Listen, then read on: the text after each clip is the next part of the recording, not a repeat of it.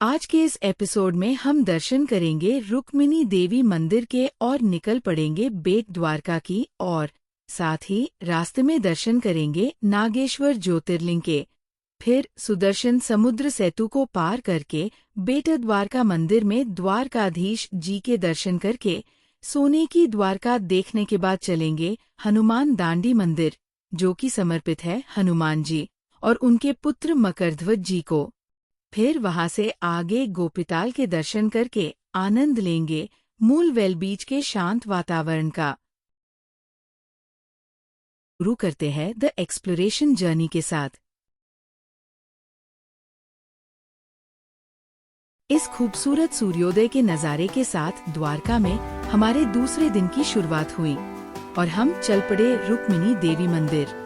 शहर से थोड़ा बाहर आते ही दूर से ही सूरज की पहली किरण में नहाता दिखाई देता है रुक्मिणी देवी मंदिर।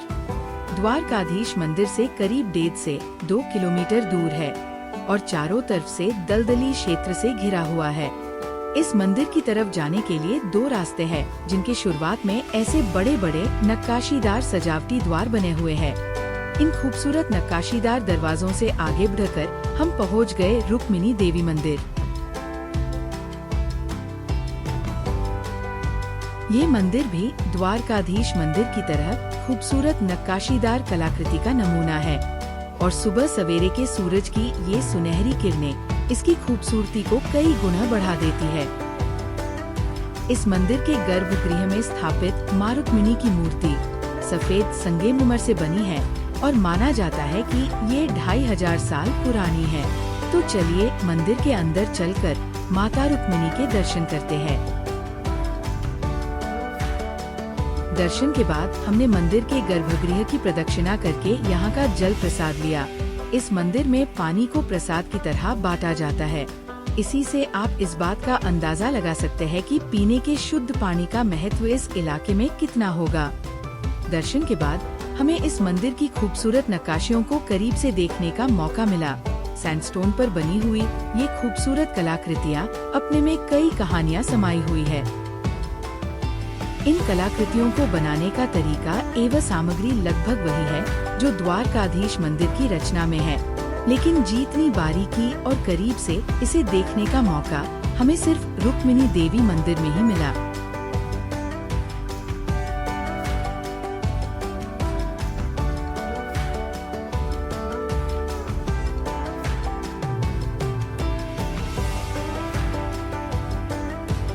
रुक्मिणी देवी मंदिर की इस खूबसूरत नक्काशी और मूर्ति कला को मन भर के देखने के बाद हम निकल पड़े नागेश्वर ज्योतिर्लिंग की तरफ, जो कि द्वारकाधीश मंदिर से 17 से 18 किलोमीटर की दूरी पर स्थित दारुकावन नाम की जगह पर स्थित है।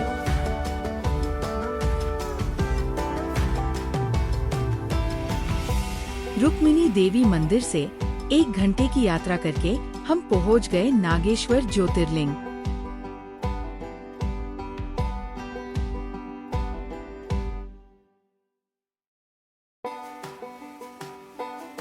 नागेश्वर ज्योतिर्लिंग मंदिर के सामने ही हमें पार्किंग की सुविधा मिल जाती है।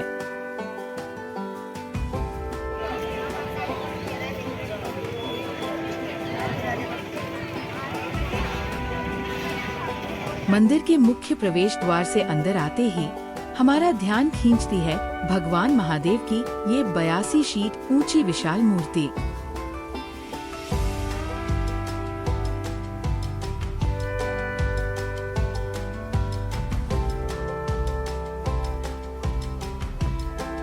भगवान महादेव की ध्यान मुद्रा में स्थित इस विशाल मूर्ति के बाईं तरफ है मुख्य मंदिर।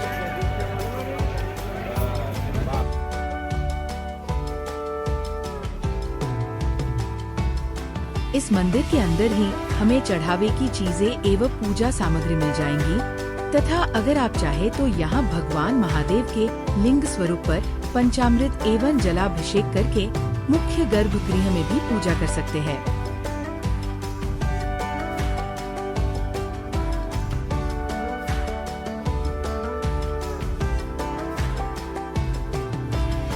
मंदिर में पूजा समाप्त करके हमने मंदिर परिसर में कुछ वक्त बिताने का सोचा और यहाँ के खूबसूरत नज़ारों का आनंद लिया।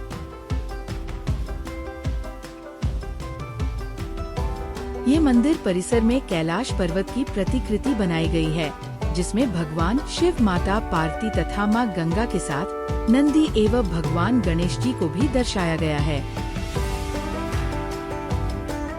नागेश्वर ज्योतिर्लिंग के मंदिर परिसर में कुछ वक्त बिता के हम चल पड़े बेट द्वारका की ओर। यूँ तो नागेश्वर ज्योतिर्लिंग के पास ही गोपीताल भी पड़ता है, जो कि बेट द्वारका के रास्ते में ही लगता है।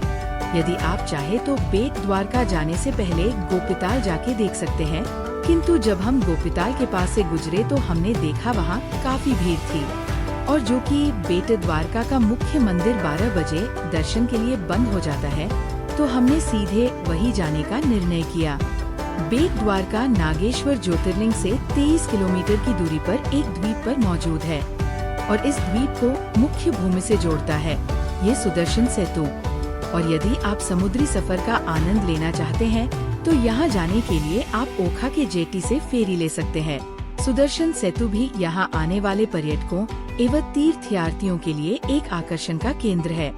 इस सेतु से समुद्र के खूबसूरत नज़ारे का आनंद लेते हुए कई लोग आपको इस पर दिख जाएंगे।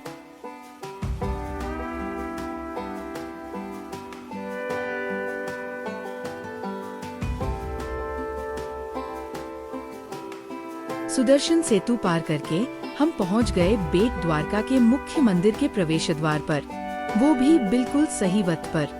इस मंदिर में भी हमें अपने बैग्स और मोबाइल फोन ले जाने की अनुमति नहीं है, तो आप इन चीजों को यहाँ इस काउंटर पर जमा कर सकते हैं।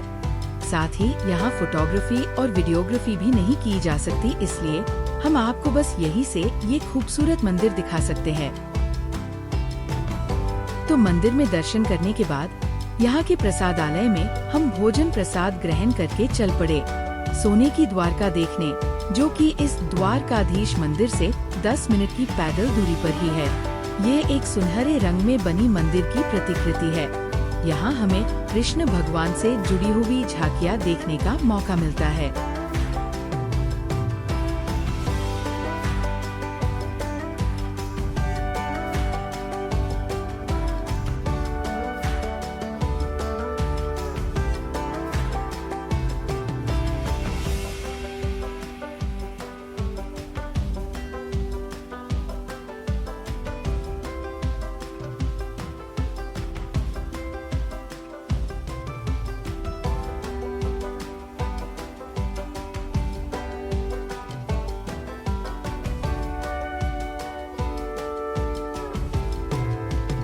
सोने की द्वारका देखने के बाद हम पहुंच गए हनुमान दांडी मंदिर, जो कि बेट द्वारका के मुख्य मंदिर से 5 से 6 किलोमीटर पर मौजूद है। यह मंदिर हनुमान जी और उनके पुत्र मकरध्वज जी को समर्पित है।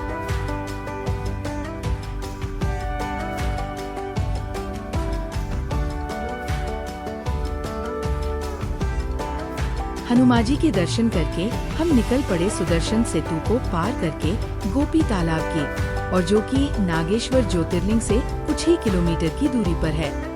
यहाँ एक छोटा सा गोपीनाथ जी का मंदिर है, और उस मंदिर से कुछ कदम दूर ही गोपी तालाब है।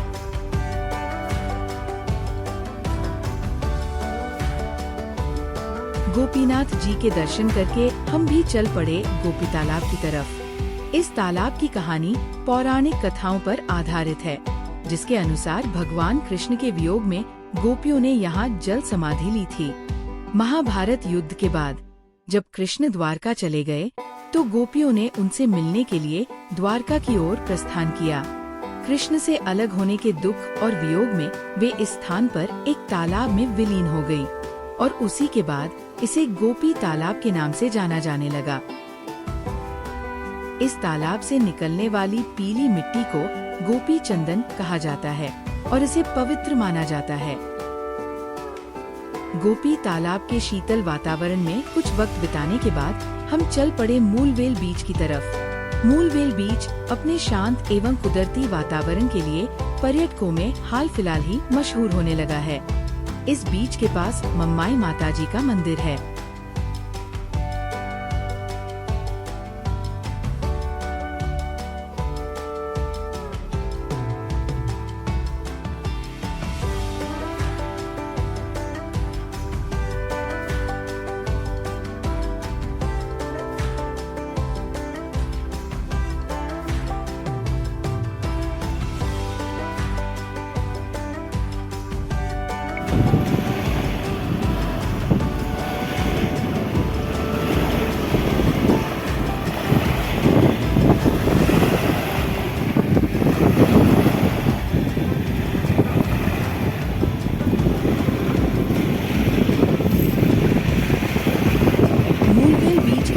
समुद्री हवाओं और खूबसूरत नज़ारों के साथ आज द्वारका के सफर को यही विराम देते हैं। कल हम शुरू करेंगे हमारी एक नई यात्रा। तो अब वक्त हो चला है कुछ जरूरी टिप्स का, और साथ ही हम बताएंगे हमारे दूसरे दिन के खर्च की बारीकियां। तो हमारे दूसरे दिन का खर्च 2500 रुपए तक हुआ तथा हमारे 3 दिन का खर्चा 3700 रुपए और 3130 रुपए स्कूबा डाइविंग का मिला ले तो कुल मिलाकर हमारे पूरी द्वारका की यात्रा का खर्च 9330 रुपए 2 लोगों का खर्च हुआ, जिसमें हमारे स्कूटी का किराया, पेट्रोल और बाकी खर्च भी शामिल था। हमारे दूसरे दिन के खर्च की बारीकियां आप स्क्रीन पर देख सकते हैं। जैसा कि हमने द्वारका के हमारे फर्स्ट पार्ट में बताया था, अगर आप 2 लोग हैं तो आपको स्कूटी रेंट करना ज्यादा बेहतर होगा बजाय रिक्शा या कैब के। यदि आप द्वारका में स्कूटी रेंट की डिटेल जानकारी चाहते हैं तो हमें कमेंट बॉक्स में बताएं। इसी वीडियो के डिस्क्रिप्शन में आपको हमारा शिवराजपुर बीच के स्कूबा डाइविंग की जानकारी का वीडियो भी मिल जाएगा। तो आज हम आपसे यही विदा लेते हैं।